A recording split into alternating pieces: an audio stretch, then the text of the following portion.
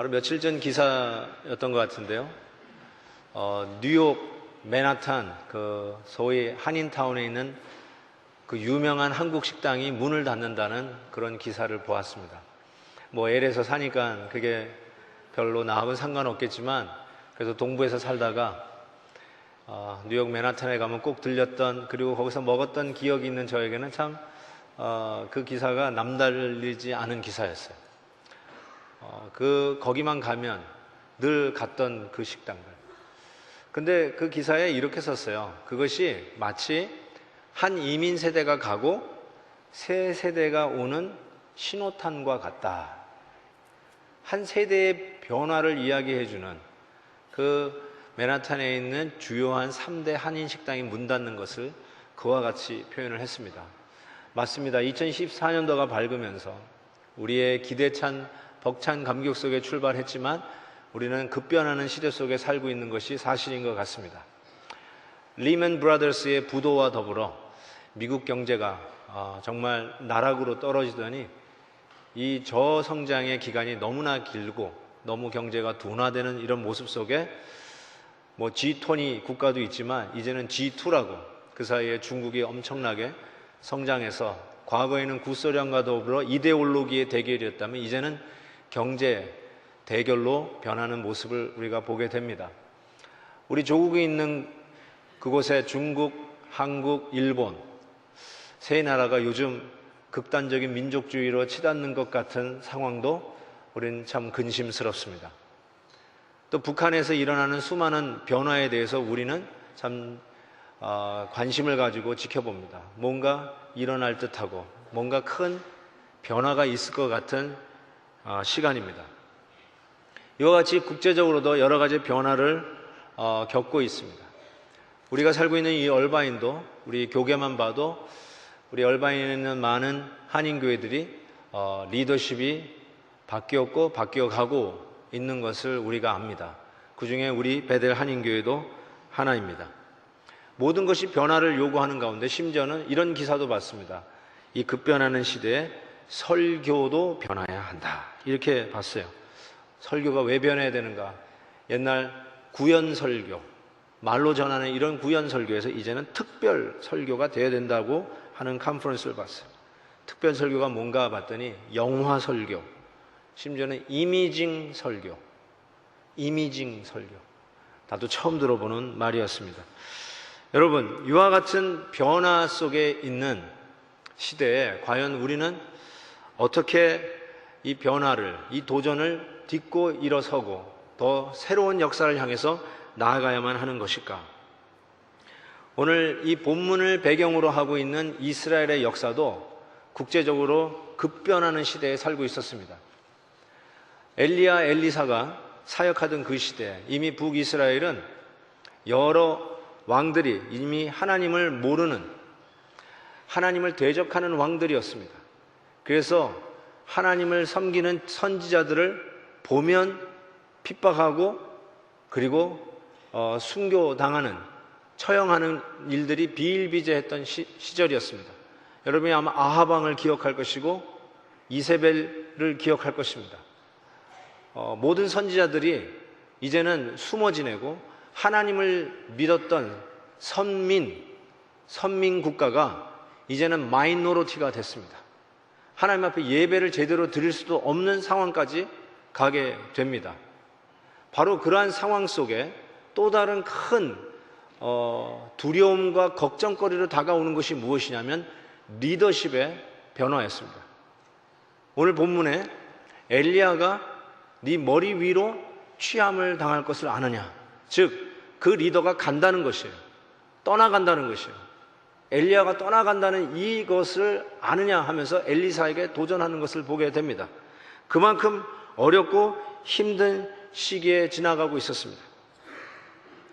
이 당시에 엘리야 선지자가 떠나가는 것은 단순히 한 지교의 담임 목사가 바뀌는 변화하고는 차원이 달랐습니다.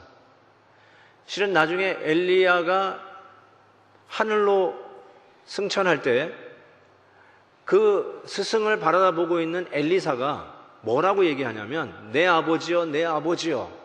이거는 이해할 수 있어요. 근데 또 뭐라고 얘기하냐면 하늘의 병거요 마병이요 라는 말을 외칩니다.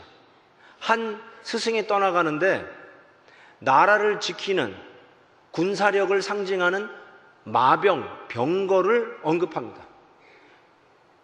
엘리야 선지자가 싸우고 뭐 총, 칼을 들고 전장에 나가서 싸운 사람이 아닌데 그 선지자 하나가 떠나는 모습을 보고 나라를 지키고 나라의 국방력과 같은 의미로 마병이요 병거합니다. 그 말은 엘리야 선지자가 단순히 말씀만 전하는 선지자가 아니라 실질적으로 나라를 지키는 장본이었다는 것이죠.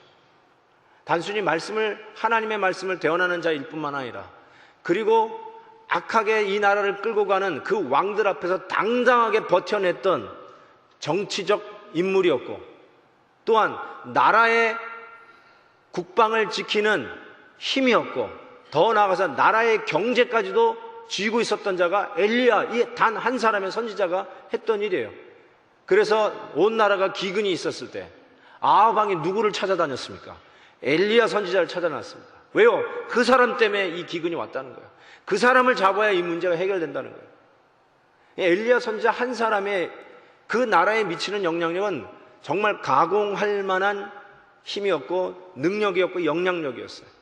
그래서 그 엘리야 선지자가 떠나간다는 것은 단순히 담임 목사에 바뀌는 것하고는 차원이 달랐으리라고 생각합니다. 자, 이러한 변화에 과연 어떻게 엘리사, 그 다음 세대가 대처하는가? 이번 주와 다음 주를 통해서 오늘 말씀이 우리 리더십의 변화를 갖고 시작하는 새해에 우리 교회에 주시는 하나님의 메시지를 듣고자 원합니다. 첫 번째, 어떻게 이 변화하는 도전의 시대에 극복하고 더 앞으로 나아갈 수 있는가? 그것은 결단코 물러서지 않는 엄숙한 하나님 말씀 사역에 대한 헌신입니다.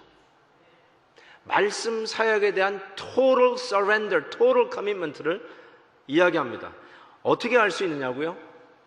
오늘 본문 말씀에 보니까 엘리야 선지자가 길갈에서 드디어 이제 떠납니다.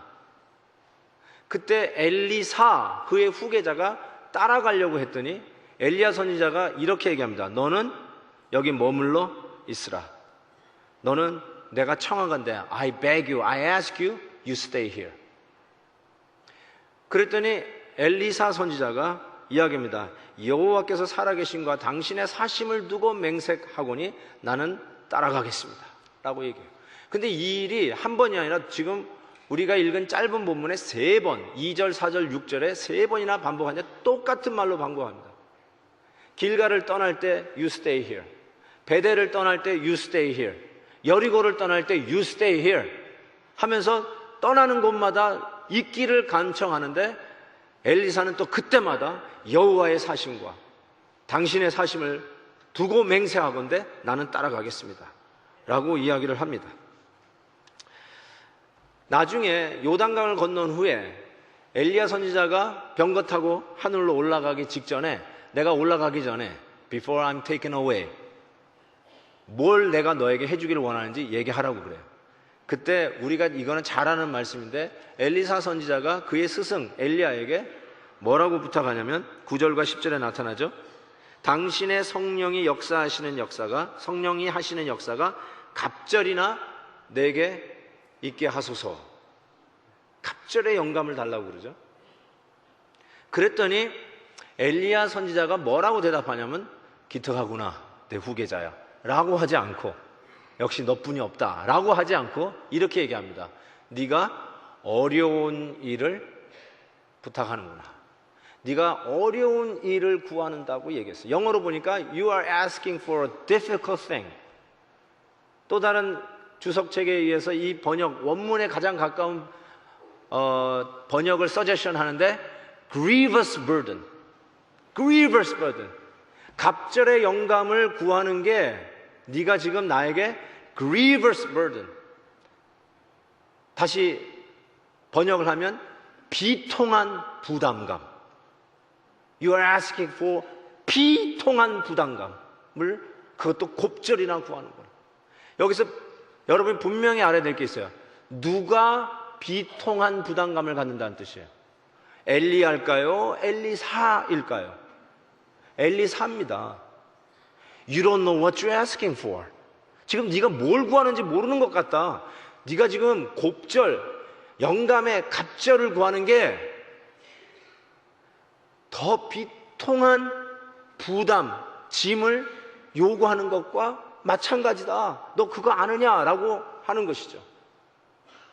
여러분께서 저를 위해서 기도해 주시는데 이제 엘리야가 가고 엘리사가 오셨는데 갑절의 영감을 주셔서 하는 기도하는 분들이 가끔 있더라고요. 여러분 뭘 위한 기도인지 알고나 하시기 바랍니다. 배나 더 고생하도록 기도하시는 거예요. 그게 이 힘든 일 더 비참하게 가도록 기도하시는 거예요. 왜요? 사역은 그런 거예요. 우리 임직하는 분들하고 얘기했어요. 사역은 원래 그렇게 하는 거예요. 원래 힘든 거예요. 유별난 게 아니에요. 원래 그런 거예요. 미니스트리는. 그런 의미에서 야, 따라오지 마라. 너 이게 얼마나 힘든 줄 아냐? 3번 you stay here. 여기 있으라고 얘기한 거예요. 그런데 그거 알면서도 엘리야는 하나님의 부르신 그 calling, the original calling of the ministry of word, 하나님 말씀 사역에 대한 그 오리지널 콜링에 붙는 거예요. 스틱하는 거예요. 내가 하겠습니다. 헌신하겠습니다. 아무리 어렵다 그래도 뒤로 물러서지 않겠습니다.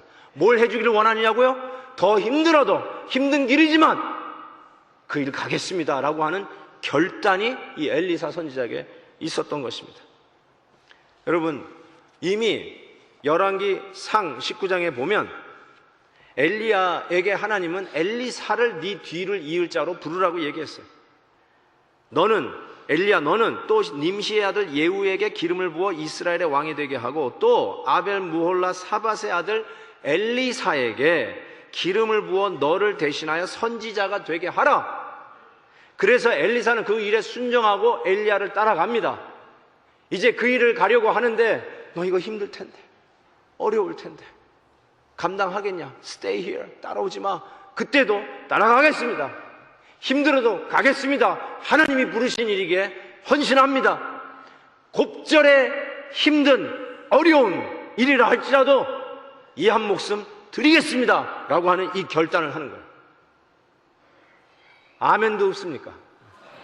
이 각오로 새해를 시작하는 거예요. 하나님의 사역을 돌보고 오늘도 우리 교회에서 하나님의 이름으로 하나님이 여러분에게 맡겨졌다고 하는 그 사역, 새롭게 임직하는 뿐만 아니라 정말 주님이 피 흘려 세우신 이 몸된 교회를 섬기도록 많은 사역을 맡긴 모든 분들은 주차 차량 사역이든지 부엌 사역이든지 안내 사역이든지 청소하는 사역이든지 어떤 사역을 여러분이 하듯인 간에 오늘 이 엘리사의 하나님의 부르신 그 원래의 부르심에 붙어있는 것, 그 일에 헌신하는 것, 이것이 급변하는 세대에 하나님이 우리에게 가르쳐 주신 어떻게 이 급변하는 세대를 치고 나가느냐 하나님이 말씀을 해주시는 거예요. 새로운 시대, 정말 정보량이 어마어마하게 늘어가는 이 시대, 모든 것이 원 클릭으로 다 되는 이 시대에 2000년 낡은 성경책에서 지혜를 찾는 것이 우스꽝스러워 보일지 모르지만 오늘 이 급변한 시대에 하나님이 주시는 지혜는 낡은 2000년 낡은 성경이 아니라 묵은 잘 익은 어느 시대도 통과하는 어느 시대도 뜨거운 칼이 바다를 가르듯이 갈라가는 하나님의 놀라운 그 말씀이 묵은 해답이 정답이라고 가르쳐주고 있어요.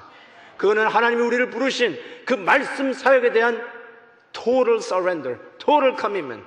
그것이 아무리 시츄에이션과 우리의 환경이 바뀌어도 치고 나가는 힘은 거기에 있다라고 가르쳐줍니다. 신학교 가겠다고 추천서를 써달라고 오는 학생들에게 제가 어김없이 추천하는 책이 있습니다. 김남준 목사님의 자네 정말 그 길을 가려나 하는 책인데 목회자의 소명을 가르쳐주는 책으로서 목회의 길에 가기 전에 육체적으로, 지성적으로, 영적으로, 정서적으로 뭘 준비해야 되는지를 잘 가르쳐주고 있습니다. 그런데 그 첫 장이 서브타이틀이 그 한 사람이라는 거예요. 그 한 사람이 필요한데 이렇게 쓰고 있어요. 오늘날의 시대가 특별한 사람들의 출현을 기대함에도 불구하고 특별한 영적인 인물들을 만나기 어려운 것은 특별히 준비된 사람들이 드물기 때문이다. 민족의 역사와 교회의 역사와 그리스도의 십자가, 그리고 자신의 죄인됨 앞에서 슬퍼하시는 하나님의 마음을 느껴본 사람이 아니면 소명에 대해서 말하지 말아야 한다. 영광스러운 목회 사역의 소명은 신학교에 입학하기 전에 먼저 하나님과의 관계에서 확인하여야 할 사항이다. 하나님의 영광을 위해 진리로 섬기고자 하는 타오르는 열망과 잃어버린 영혼을 불쌍히 여기는 영혼의 번민과 그 일을 위하여 자신을 바치는 것 밖에는 더 이상의 소망이 없다고 믿는 거룩한 결단이 의식세계 속에서 확인되어야 한다. 요한 칼빈 선생은 제네바에서 축출되면서 이런 말까지 했어요. 내가 다시는 제네바를 향해서 뒤도 돌아보지 않겠다. 내가 이 땅에서 100번을 죽어도 제네바에서 1000번을 죽는 지옥을 다시는 경험하고 싶지 않다. 그렇게 이야기하고 제네바를 떠나갔는데 하나님의 부르심으로 3년 만에 다시 제네바로 돌아갑니다. 왜냐하면 바로 이 각오, 하나님이 부르시니 재물 되겠습니다 하고 글로 들어가요. 이 시대에 우리 성도들은 빛과 소금으로 부름을 받았습니다. 이 시대의 소망을 비춰줄 수 있는 그 빛은 이 교회입니다. 그러기에 이 부르심은 이 급변하는 시대에 묵은 해답은 단순히 목회자나 선교사를 위한 해답이 아니라 이 시대에 부름받은 모든 예수 믿는 성도들을 향한 부르심이에요. 급변하는 이 시대의 가정생활은, 급변한 시대의 직장생활은, 급변하는 시대의 우리의 영성은 어떻게 지켜가는가? 묵은 해답에서 찾으십시오. 하나님의 말씀의 부름에 헌신하십시오. 하나님의 말씀을 오늘도 붙드십시오. 하나님의 놀라운 역사가 새 시대에, 새해에 펼쳐질 것을 믿습니다. 그래서 하박국 선지자는 이렇게 얘기했어요. 의인은 그의 믿음으로 말미암아 살리라. 사도 바울이 이 말씀을 보고 로마서를 써갑니다. 이 시대에 우리가 어떻게 살아가야 되는가? 믿음으로 살라. 믿음으로 살자. 이 원래 시제가 imperfect 시제예요. perfect 시제는 완료 시제고 imperfect은 계속 진행형이라는 뜻입니다. 즉, 이 시대의 믿음의 사람들, 하나님의 사람들, 예수 믿는 성도들은 어떻게 살아가는가? 계속적으로 믿음으로 살아야 된다는 거예요. 옛날 20년 전에 세례받을 때 믿음으로 살았던 걸로 그 다음부터는 그냥 통밥으로 사는 게 아니라 20년 전에도 믿음으로 살았던 자들은 오늘도 믿음으로 살아야 될 것이며 앞으로도 계속해서 끊임없이 다른 왕도가 없이 급변하는 시대에 더 변한다 할지라도, 세상이 다 뒤집힌다 할지라도 우리는 믿음으로 사는 겁니다. 이게 성도가 붙들어야 할 커미트먼트, 헌신입니다. 또 한 가지 가르쳐주는 비밀이 있습니다. 어떻게 이 급변하는 시대를 치고 나갈 수 있는가? 그거는 시대를 초월하는 하나님의 능력을 믿는 것입니다. 어떤 상황에 제한되거나 어떤 상황 따라 변하는 하나님의 능력이 아니라 모든 시대와 환경을 초월하는 하나님의 능력을 믿음으로 이 변하는 시대를 이기고 갈 수 있다는 뜻이에요. 이걸 어떻게 알 수 있냐면요, 8절에 보니까 엘리야가 겉옷을 가지고 마라 물을 침에 이리저리 갈라지고 두 사람이, 엘리야와 엘리사가 마른 땅 위로 건너니라. 여기 이 마른 땅이라는 말이 성경을 좀 읽으신 분들은 바로 생각나는 구절이 있어야 됩니다. 요단강을 마른 땅 위로 건넜다. 바로 여호수아가 출애굽 백성을 데리고 드디어 하나님의 약속의 땅 가나안 땅을 들어가기 때 요단강을 가르고 들어갈 때 썼던 표현을 그대로 쓰고 있습니다. 여호수아 3장 17절에 보면 여호와의 언약궤를 맨 제사장들은 요단 가운데 마른 땅에 굳게 섰고 그 모든 백성이 요단을 건너기를 마칠 때까지 모든 이스라엘은 뭐요? 그 마른 땅으로 건너갔더라. 뭘 얘기하는 걸까요? 선지생도 50명이 남았어요. 그들에게는 그들의 장래가 없어요. 아니, 엘리야 스승이 떠나면 과연 우리 자차도 살아남을 수 있을까 하는 위기천만한 순간이에요. 과연 우리가 계속해서 이 사역을 감당할 수 있을까? 엘리야와 엘리사가 요단강에 서 있는 것을 바라다보고 있습니다. 그들에게 하나님이 주는 메시지가 무엇이냐면, 엘리야 선지자의 겉옷으로 물을 쳤더니 물이 갈라지고 마른 땅 밟고 건너가듯이 건너갔어요. 그 말은 여호수아 시대 때 하나님의 능력으로 요단강을 가르고 가나안 땅에 진군하여 들어왔듯이 지금 이 순간도 똑같이 역사하시는 하나님의 능력이 요단강을 가르고 그때와 한결같이 조금도 변함없이 하나님의 능력으로 요단강을 갈라 마른 땅 밟고 건너듯이 건너게 했다는 거예요. 하나님은 똑같다는 거예요. 하나님의 능력은 어제나 오늘이나 내일이 항상 똑같다는 것이에요. 여러분, 여호수아 장군이 요단강을 가르던 시기에는 주전 1400년경입니다. 엘리야 시대는 주전 860년경입니다. 대충 그 사이가 600년의 차이가 있습니다. 지금 50명의 선지 생도들이 자기네들의 장래에는 희망이 있을까 조바심에 그들을 바라다보고 있을 때 그들에게 하나님이 던지는 메시지는 무엇이냐?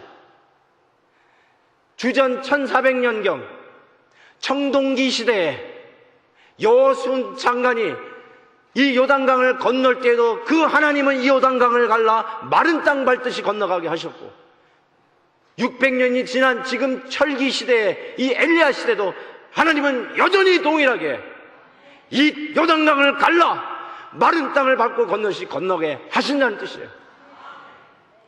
세월이 변한다고 하나님이 변하는 게 아니고, 사람이 바뀐다고, 리더십이 바뀐다고, 엘리야가 떠나간다고 요단강이 안 갈라지는 게 아니라 똑같이 갈라진다는 거예요. 하나님의 능력은 여전하다는 거예요. 그 하나님이 급변하는 시대에 우리가 붙들 소망입니다. 사역에 대한 여러 가지 어려움, 교회의 총체적인 위기를 이야기하는 기사들을 유난히 많이 봅니다. 아마 제가 여러분보다 훨씬 많이 보겠죠. 그러면서 이런 얘기를 하는 거예요. Good old days를 미스하는, 옛날이 좋았어 라고 하는 글들이 많습니다. 옛날에는 여름 성경 할 때 북 하나 들고 나가면은 동네 한 바퀴 돌면 동네 아이들 한 100명, 200명 다 쓸어 모아가지고 전부 다 교회당으로 들어가가지고 여름 성경을 했던 기억이 있습니다. 저도 말이죠, 북치고 한 바퀴 돌면 애들이 궁금해가지고 그 어울리는 그 아이들이 전부 다 쫓아나와가지고 교회당으로 들어와서 여름 성경 학교를 했던 기억이 납니다. 근데 여러분, 제가 여기 하버드와 유니버시티 이 길에서 북치고 다니면 무슨 일이 일어날까요? 신고 들어갑니다. 고성방가죄에 걸릴 거예요, 아마. 그래서 옛날을 즐거워하고 사모하는 분들이 많아요. 옛날에는 교회 간판만 걸면은 됐대요. 교회 개척만 하면 몰려왔대요. 십자가만 보면 사람이 왔다라고 하는 옛날 good old days를 얘기해요. 지금은 너무 힘들다고 얘기해요. I understand. 이해합니다. 맞아요. 새로운 접근 방법이 필요할지도 모르겠어요. 설교도 구현 설교가 아니라 특별 설교, 이미징 설교를 해야 한다라고 합니다. 그런데 결론은 뭔지 아세요? 그래도 말씀은 본문이다. 말씀 본문으로 하라는 거예요. 그 하나님은 그냥 북치고 돌아다녀도 애들 쓸고 들어올 수 있었던 그 시대에 역사하셨던 그 하나님은 지금 21세기에 최고의 첨단을 달리고 있는 이 얼마인 베델 한인교회도 여전히 그 하나님은 동일한 하나님이라는 거예요. 옛날에만 역사하고 옛날에만 통하고 옛날 부흥만 일으키셨던 하나님이 아니라 그 하나님은 오늘도 요단강을 가르시는 하나님이라는 것을 분명히 말씀하고 있습니다.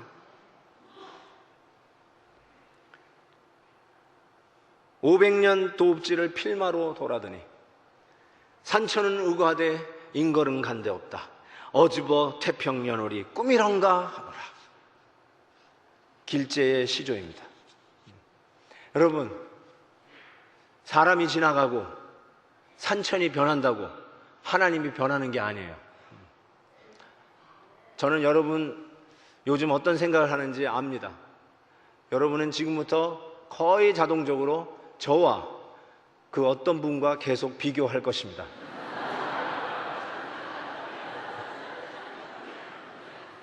그리고 그분은 이랬었는데, 그분은 이렇게 하셨는데, 그때는 이랬었었는데.